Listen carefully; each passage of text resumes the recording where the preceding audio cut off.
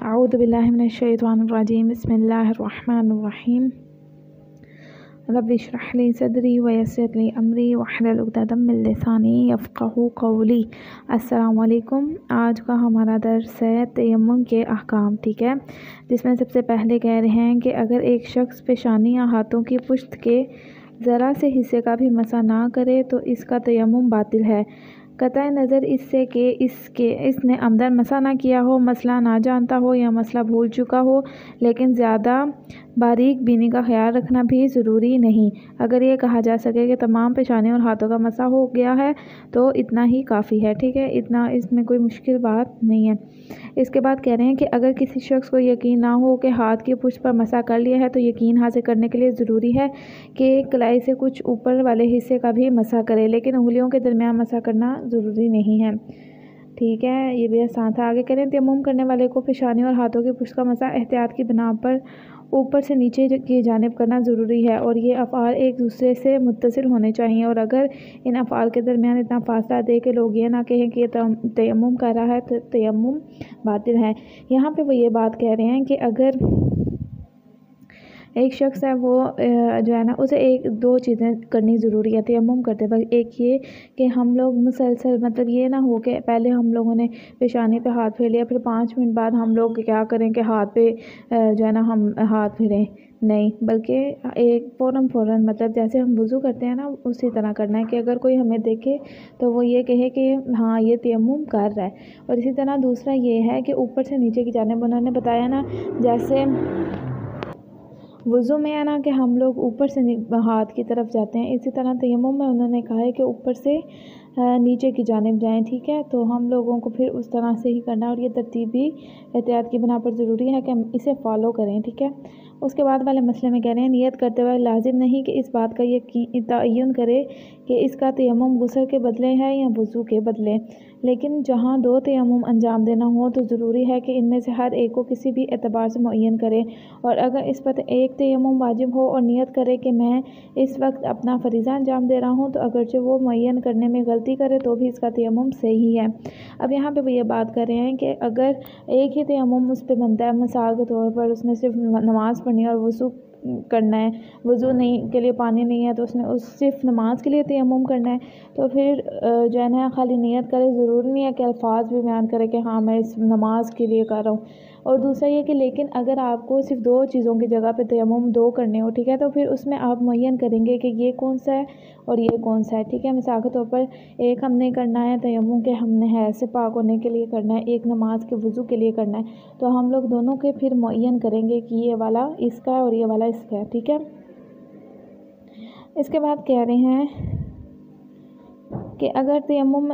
हाँ इसके अगले मसले में कह रहे हैं कि तयम्मुम में पेशानी, हाथों की हथेलियाँ और हाथों की पुश्त ज़रूरी नहीं है कि पाक हों, अगरचे बेहतर है कि पाक हों, ठीक है। इसके बाद वाले मसले में कह रहे हैं कि ज़रूरी है कि हाथ पर मसा करते वक्त अंगूठी उतार दें और अगर पेशानियाँ हाथों की पुश्त पर या हथेलियों पर कोई रुकावट हो, मसलन इन पर कोई चीज़ चिपकी हुई हो, तो ज़रूरी है कि इसे हटा दें। मिसाल के तौर पर जब हम कहते हैं ना कि वज़ू के लिए जो है ज़रूरी है कि हम लोग क्या करें, हम लोगों के हाथों में कोई ऐसी चीज़ ना लगी हो जैसे नेल पॉलिश होती है या फिर मेहंदी वगैरह, ये चीज़ें ना, मतलब मेहंदी वो जिसका छिलका बनता हो, ठीक है, दूसरी मेहंदी नहीं, ये चीज़ें ना हों, ठीक है। इसी तरह तयम्मुम के लिए भी है कि अगर ऐसी कोई चीज़ है तो पहले उसे हटा लिया जाए और उसके बाद फिर तयम्मुम किया जाए।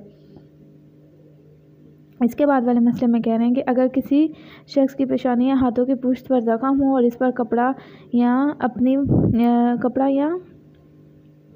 पट्टी वगैरह बंदी हो जिसे खोला ना जा सकता हो, तो ज़रूरी है कि इसके ऊपर हाथ फेरे। अगर हथेली ज़ख्मी हो और इस पर कपड़ा या पट्टी वगैरह बंदी हो जिसे खोलना ना जा सकता हो, तो ज़रूरी है कि कपड़े या पट्टी वगैरह समेत हाथ इस चीज़ पर मारे जिस पर तयम्मुम करना सही हो और फिर पेशानी और हाथों की पुश्त पर फेरे। लेकिन अगर हथेली का कुछ हिस्सा भी खुला हुआ है तो उसे को ज़मीन पर मारे और इस पर मसा कर लेना काफ़ी है। यानी यहाँ पे जो बीरा गुस्ल आप लोगों ने शायद पढ़ा हो उसकी तरह का ही यहाँ पे भी ये मसला है कि हम लोग पट्टी के ऊपर से भी कर सकते हैं। उसके बाद कह रहे हैं अगर किसी शख्स की पेशानी और हाथों की पुश्त पर मामूल के मुताबिक बाल हों तो कोई हर्ज नहीं, लेकिन अगर सर के बाल पेशानी पर आ गिरें तो ज़रूरी है कि इन्हें पीछे हटा दें, ठीक है। आगे मसला नंबर 700 कह रहे हैं कि अगर एहतमाल हो कि पेशानी और हथेलियों या हाथों की पुष्ट पर कोई रुकावट है और ये एहतमाल लोगों की नज़रों में माकूल हो तो ज़रूरी है कि छानबीन करें ताकि इसे यकीन या इत्मीनान हो जाए कि रुकावट मौजूद नहीं है। आगे मसला नंबर 701 अगर किसी शख्स का फरीज़ा तयम्मुम हो और वो ख़ुद तयम्मुम ना कर सकता हो तो ज़रूरी है कि किसी दूसरे शख्स से मदद ले ताकि वो मददगार मुतल्लिका शख्स के हाथों को इस चीज़ पर मारे जिस पर तयम्मुम करना सही हो और फिर मुतल्लिका शख्स के हाथों को इसकी पेशानी और दोनों मतलब यानी पूरा इसका तयम्मुम करवाए। ठीक है, हाथों की पुष्ट पर रख दे ताकि इम्कान की सूरत में वो खुद अपनी दोनों हथेलियों को पेशानी और दोनों हाथों की पुष्ट पर फेरे। और अगर ये भी मुमकिन ना हो तो नायब के लिए ज़रूरी है कि मुतल्लिका शख्स को खुद अपने इसके हाथों से तयम्मुम कराए। और अगर ऐसा करना भी मुमकिन ना हो तो नायब के लिए ज़रूरी है कि अपने हाथों को इस चीज़ पर मारे जिस पर तयम्मुम करना सही हो और फिर मुतल्लिका शख्स की पेशानी और हाथों की पुष्ट पर फेरे। इन दोनों सूरतों में एहतियात लाजिम की बना पर दोनों शख्स तयम्मुम की नियत करें, लेकिन पहली सूरत में खुद मुकल्लिफ की नियत काफ़ी है। ये बहुत लंबा इन्होंने बताया। यहाँ पे सिर्फ ये बात कर रहे हैं कि अगर कोई शख्स है वो पैरालाइज है, ठीक है, माजूर है, तो वो खुद अगर नहीं कर सकता तो ये शख्स जो है ना दूसरा कोई नाइब शख्स उसका हाथ पकड़ के उससे तयम्मुम पूरा करवाए। लेकिन अगर वो भी न मतलब बिल्कुल भी हाथ हिलाने से कासिर नहीं कर सकता तो खुद जो ये नाइब है ना ये हाथ अपने हाथों से ना उसका तयम्मुम कर दे। बस यहाँ पे इतनी सी बात हो रही है। और नियत कह रहे हैं कि सिर्फ जो मतलब जिसने तयम्मुम करना है ना वो भी कर लेना तो ये भी काफ़ी है। इसके बाद कह रहे हैं कि अगर कोई शख्स तयम्मुम के दौरान शक करे कि वो इसका कोई हिस्सा भूल गया है या नहीं तो इस हिस्से का मौका गुजर गया हो तो वो अपने शक की परवाह ना करे। और अगर मौका ना गुजरा हो तो ज़रूरी है कि इसके हिस्से का तयम्मुम करे। ये वैसे ही है कि नमाज में अगर आप कोई चीज़ मतलब स्किप हो जाती है और आपको ये होता है कि शक है, शायद शक है, तो आप उस शक की परवाह नहीं करेंगे और आप आगे गुजरेंगे। इसी तरह इसका भी है। फिर आगे कह रहे हैं अगर किसी शख्स को बाएं हाथ का मसा करने के बाद शक हो कि आया इसने तयम्मुम दुरुस्त किया है या नहीं तो इसका तयम्मुम सही है। और अगर इसका शक बाएं हाथ के मसे के बारे में हो तो इसके लिए ज़रूरी है कि इसका मसा करे सिवाय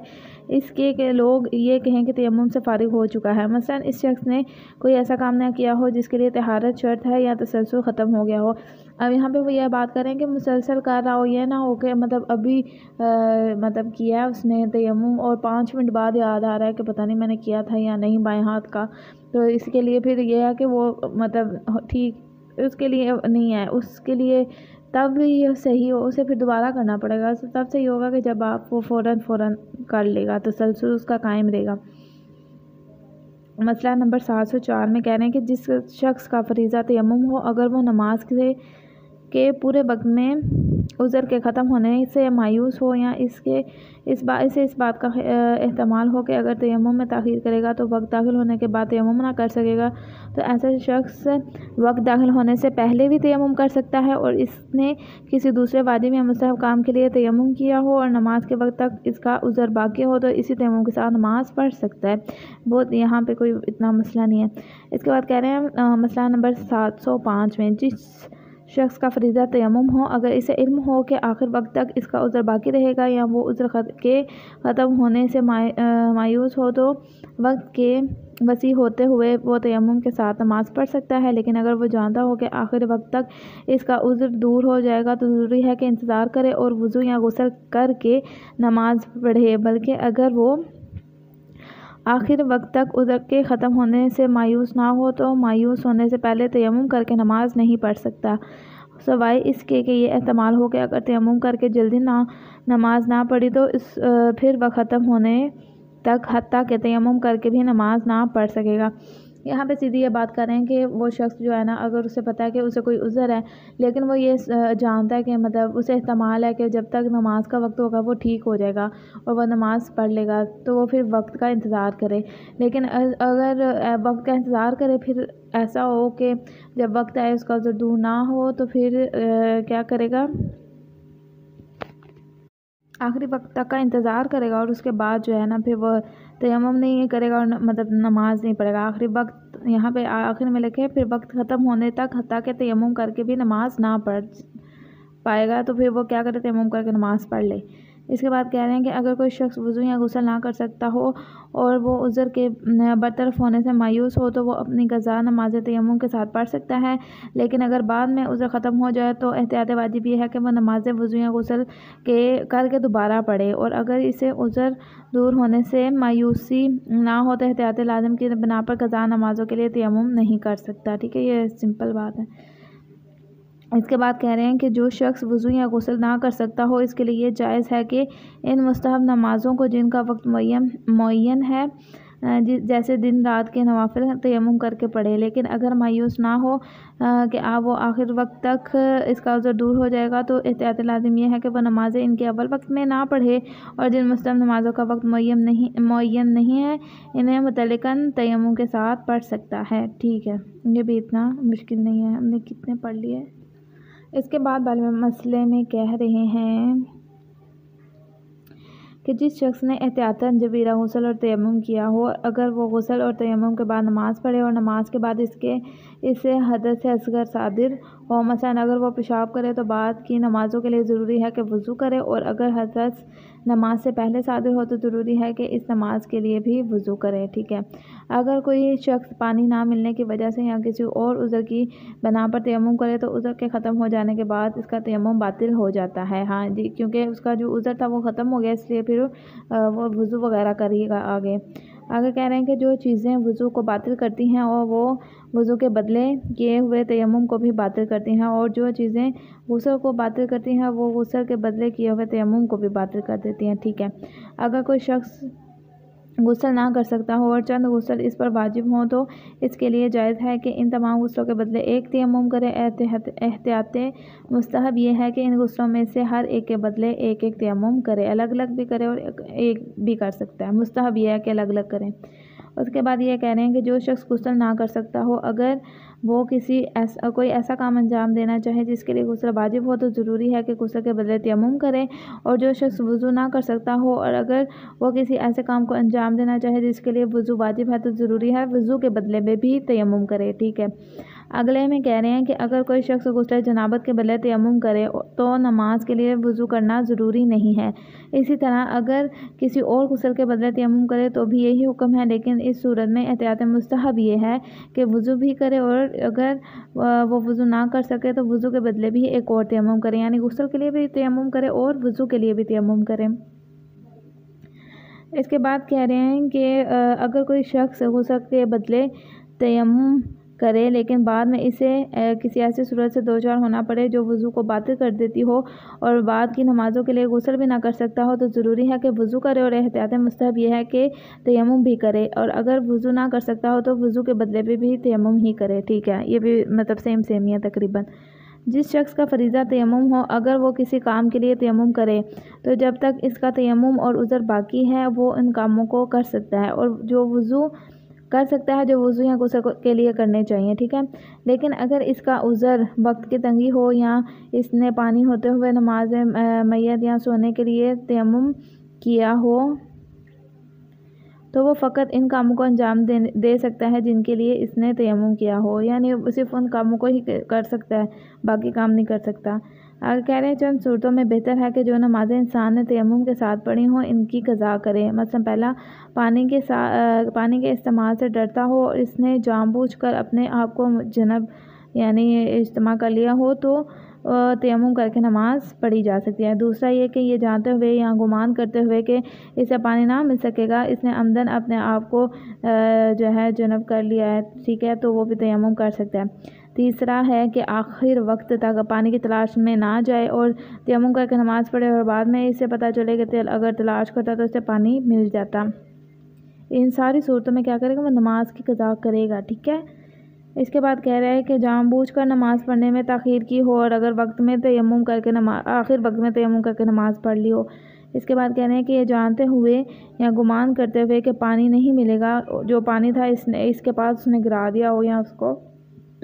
ख़त्म कर दिया हो तो फिर उसके लिए भी तयम्मुम करे और फिर नमाज़ पढ़े। तो इन सब सूरतों के साथ पढ़ी गई नमाज की वो क्या करेगा, क़ज़ा करेगा। ठीक है, शुक्रिया, अल्लाह हाफ़िज़। अगर कोई चीज़ समझ में नहीं आएगी तो मुझसे आपने सवाल करने हैं। ओके।